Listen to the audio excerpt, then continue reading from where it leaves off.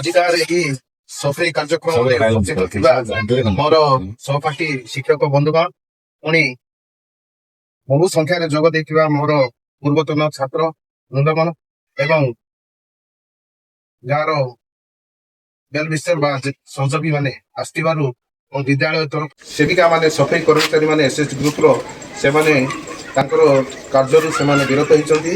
ଆଉ ଦୀର୍ଘ 9 ମାସ ହେବ ଆମ ସ୍କୁଲରେ ସଫେଇ କାର୍ଯ୍ୟକ୍ରମ ପୁରା ବନ୍ଦ ପଡ଼ିଥିଲା। ବହୁତ ଅଳିଆ ଆବର୍ଜନାରେ ସ୍କୁଲ ପରିପୂର୍ଣ୍ଣ ହୋଇଥିଲା।